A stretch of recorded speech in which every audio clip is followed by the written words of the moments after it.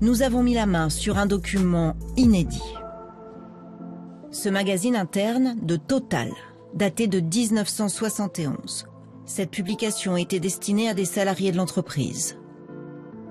À l'intérieur, un expert en climatologie avertit sur les conséquences d'un réchauffement de l'atmosphère d'1 degré ou 1,5 degré.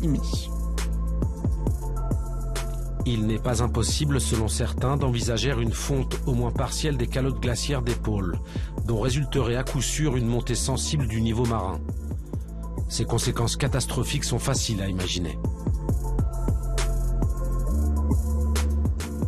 Christophe Bonneuil est historien au CNRS.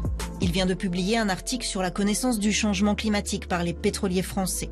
Ce document de Total a été déterminant pour ses recherches. J'étais vraiment très interpellé par cet article à l'intérieur d'un organe de communication d'une grande entreprise pétrolière qui lançait déjà l'alerte en 1971. Donc on est dans un moment où la question environnementale émerge dans l'espace public et où une grande entreprise comme Total se doit de réagir, de développer du savoir et des stratégies. Selon l'historien, Total et Elf vont ensuite recevoir de nombreuses informations sur le risque climatique de la part des compagnies étrangères.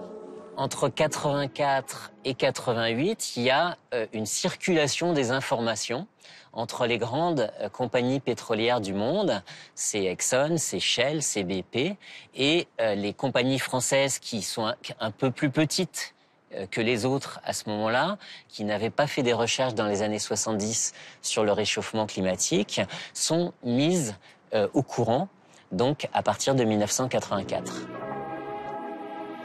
Que savaient les entreprises françaises? Parmi les dizaines de documents confidentiels que nous avons consultés, il y en a un qui paraît sans ambiguïté. Il a été rédigé en 1986 par la direction environnement de Elf et a été présenté au comité exécutif du groupe. Le risque climatique est parfaitement décrit, noir sur blanc. L'accumulation de CO2 et de méthane dans l'atmosphère et l'effet de serre qui en résulte vont inévitablement modifier notre environnement. Tous les modèles sont unanimes à prédire un réchauffement de la Terre, mais l'amplitude du phénomène reste encore indéterminée. Les premières réactions ont été bien entendu de taxer les énergies fossiles. Il est donc évident que l'industrie pétrolière devra une nouvelle fois se préparer à se défendre.